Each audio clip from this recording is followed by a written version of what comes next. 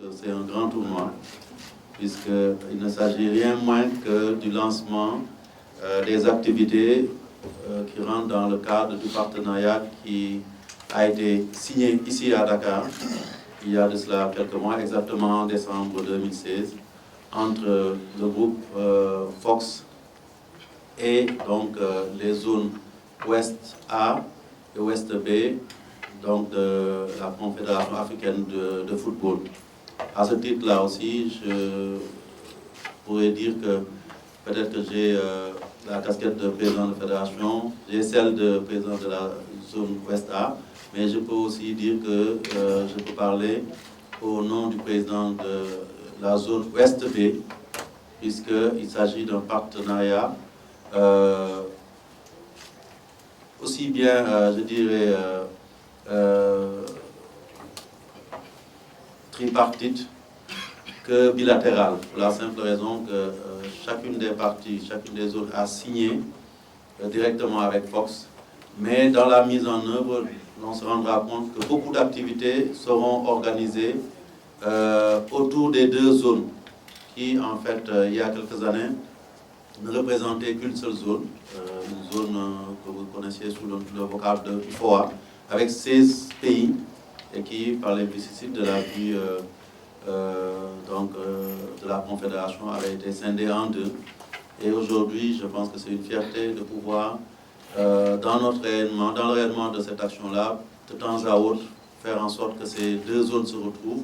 Et pour le lancement, comme vous avez pu le constater, les clubs qui ont été ciblés, puisqu'il s'agit d'une compétition de clubs, là aussi c'est un autre symbolisme.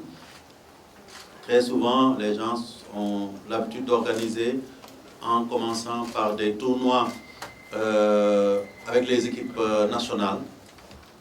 Quand ce n'est pas A, c'est les équipes nationales locales. Mais le fait de commencer par un tournoi qui regroupe les champions de différents pays au niveau des clubs montre aussi cette nouvelle vocation que ce partenariat se donne, de relancer les activités des autres, c'est ce qu'on appelle les grassroots, c'est-à-dire du football à la base. Je pense que c'est important.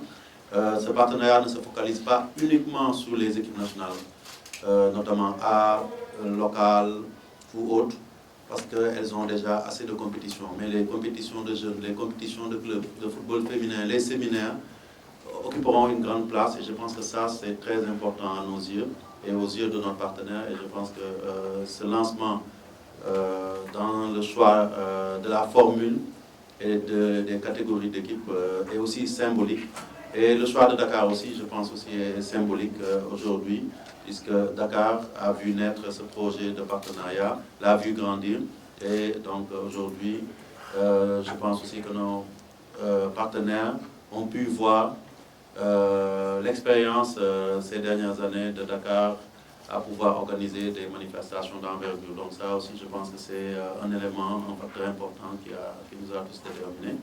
Il s'agit pour nous maintenant, pour ce lancement-là, d'en faire une réussite sportive, une réussite organisationnelle, mais aussi une réussite populaire, parce que je pense que c'est nous autres Sénégalais qui sommes interpellés.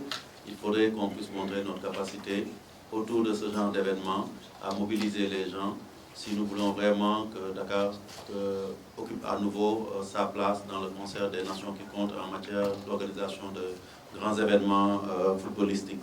Donc, et derrière, il y aura d'autres compétitions. C'est vrai que le partenariat veut tourner dans tous les pays, mais tous les pays ne remplissent pas tous les critères. Déjà, on sait qu'en juin, très certainement, nous irons à Accra pour un autre grand tournoi qui est en projet, avec les 16 nations de la zone Ouest A et B, donc qui vont se retrouver pour un grand tournoi. Mais ce tournoi-là aussi, chaque année, va tourner. Et il y aura une grande place pour les U20, pour les U17, pour le football féminin. Donc je pense qu'au niveau même de l'idée de partenariat, il s'agit de revitaliser la zone UFOA, parce que tout le monde se souvient qu'il y a plusieurs années de cela, cette vitalité était réelle. Nous avions des tournois, des championnats, même des compétitions de clubs, avec le tournoi, la Coupe EADEMA, Il y avait d'autres tournois qui étaient organisés avec la Coupe UFOA. Donc aujourd'hui, on est en train de ressusciter toutes ces compétitions-là et je pense que c'est en cela que ce tournoi, au niveau du cadre et des éléments de justification, revêt une importance capitale. En ce qui concerne la compétition elle-même, donc elle commencera demain, vendredi. Certainement, ceux qui vont intervenir tout à l'heure vont revenir sur les aspects d'organisation.